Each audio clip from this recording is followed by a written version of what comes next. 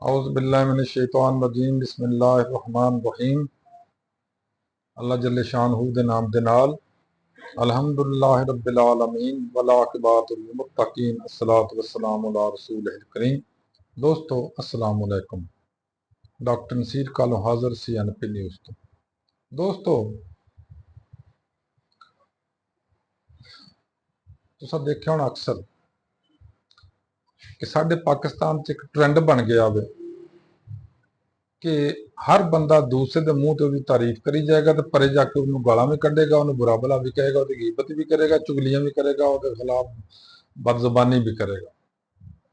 और ये रिवाज ऐसा पकड़ गया, इसकी बुनियादी वजह की है साडे अखलाकियात तो असी मुबर्रा हो गए, असी अखलाकी इकदार ही छड्ड बैठे हैं। जो साडा दीन कहंदा ना, इवन दीन मेरे नबी सल्लल्लाहु अलैहि वसल्लम ने फरमाया और कुरान च भी ये वाकया अल्लाह जल्ले शानहू ने फरमाया कि किसी भी भाई की जिहड़ा बंदा गिबत करदा या चुगली करदा ना, वो ये समझो कि वो इस तरह कर रहा जिस तरह वो अपने सगे मरे हुए भाई का गोश्त खा रहा।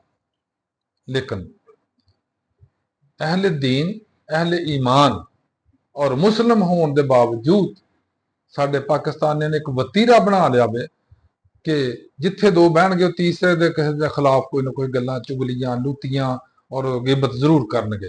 पहले एक जमाने च हुंदा सी कि शायद औरतां ही इस तरह करदियां ने, लेकिन हुण मर्दां च ऐसा रिवाज पै गया, बल्कि ऐसी लानत पै गई आ कि हर जगह ते किसी भी कम्यूनिटी च तुसीं लै लो, मतलब कोई कम्यूनिटी ऐसी नहीं है जिहदे च तुसीं एक दफ्तर लै लो, एक छोटा कोई सैटअप लै लो, तुसीं एक दुकानदारी सिस्टम लै लो, हर जगह ही इस तरह।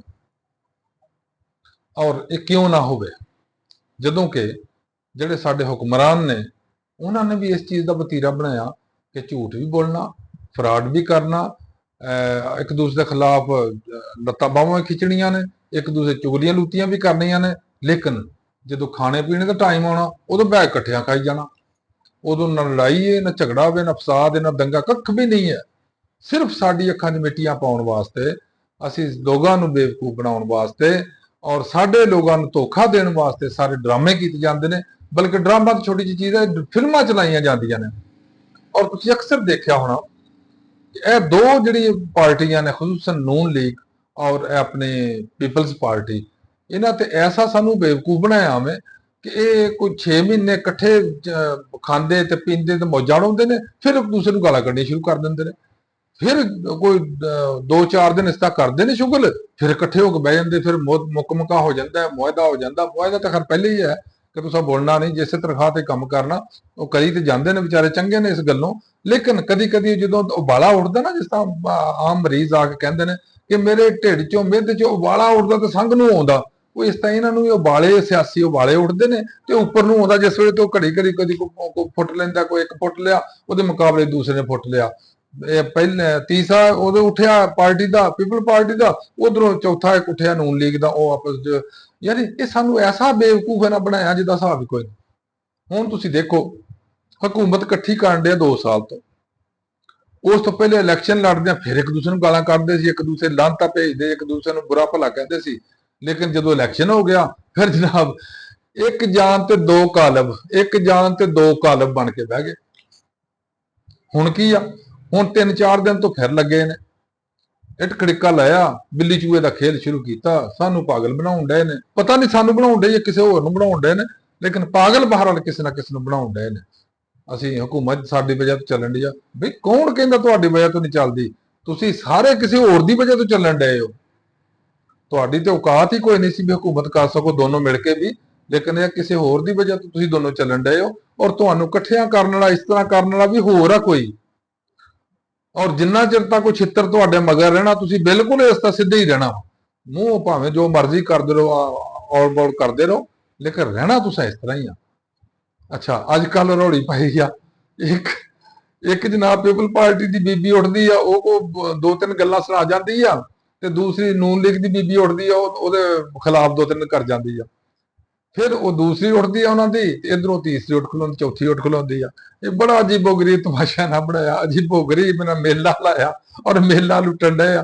मैं ना एक दिन एक बंदे का पढ़ रहा सा, उन्हें एक बड़ी अच्छी गल लिखी सी।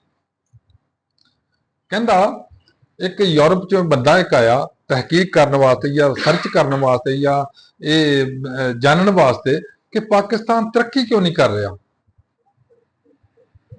ਉਹਨੇ ਕਿਹਾ ਆ ਕੇ ਵੇਖਿਆ ਤੇ ਦੌੜਾਂ ਲੱਗੀਆਂ, ਤੁਸੀਂ ਹੁਣ ਵੀ ਜਾ ਕੇ ਦੇਖ ਲਓ।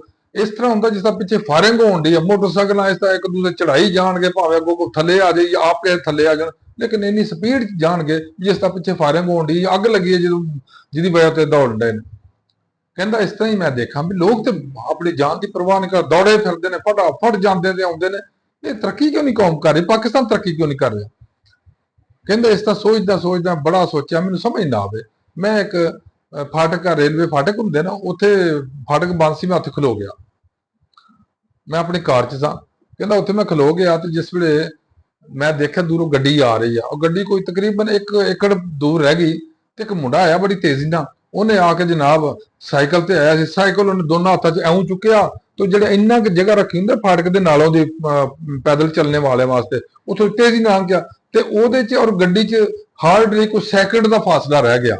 ਮੈਂ ਫਿਰ ਬੜਾ ਹੈਰਾਨ ਕਿ ਵੇਖੋ ਏਡੀ ਜੁਰਤ ਵਾਲੀ ਕੌਮ, ਏਡੀ ਮਿਹਨਤਕਸ਼ ਕੌਮ ਕਿ ਉਹਨੇ ਆਪਣੀ ਜ਼ਿੰਦਗੀ ਦੀ ਪਰਵਾਹ ਨਹੀਂ ਕੀਤੀ, ਲੇਕਿਨ ਆਪਣੇ ਕੰਮ ਵਾਸਤੇ ਵੇਖ ਕਿੱਡੀ ਤੇਜ਼ੀ ਨਾਲ ਲੰਘ ਗਿਆ। ਪਤਾ ਨਹੀਂ ਕਿੱਡੇ ਜ਼ਰੂਰੀ ਕੰਮ ਕਰ ਰਿਹਾ ਸੀ। ਲੇਕਿਨ ਹੈਰਾਨਗੀ ਦੀ ਗੱਲ ਆ ਕਿ ਪਾਕਿਸਤਾਨ ਤਰੱਕੀ ਕਿਉਂ ਨਹੀਂ ਕਰਦਾ।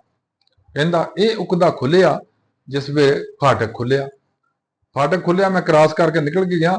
ਅੱਗੇ ਦੇਖਿਆ ਕੋ ਇੱਕ ਫਰਲਾਂਗ ਤੇ ਜਾ ਕੇ ਕਿ ਬਾਂਦਰ ਦਾ ਤਮਾਸ਼ਾ ਹੋਣ ਡਿਆ ਸੀ। ਕਹਿੰਦਾ ਉਹ ਬੰਦਾ ਜਿਹਨੇ ਆਪਣੀ ਜਾਨ ਦੀ ਪਰਵਾਹ ਨਹੀਂ ਕੀਤੀ, ਉਹ ਬਾਂਦਰ ਦਾ ਮੇਲਾ ਤਮਾਸ਼ਾ ਵੇਖਣ ਵਾਸਤੇ ਉਹਨੇ ਸਾਈਕਲ ਖੜੀ ਕੀਤੀ ਤੇ ਸਾਈਕਲ ਦੇ ਸਟੈਂਡ ਦੇ ਉੱਤੇ ਚੜ੍ਹ ਕੇ, ਜਿਹੜੀ ਸੀਟ ਹੁੰਦੀ ਹੈ ਪਿੱਛੇ, ਉਹ ਸੀਟ ਪਿਛਲੀ ਦੇ ਉੱਤੇ ਚੜ੍ਹ ਕੇ ਉੱਤੇ ਖਲੋ ਕੇ ਤਮਾਸ਼ਾ ਵੇਖਣ ਡਿਆ।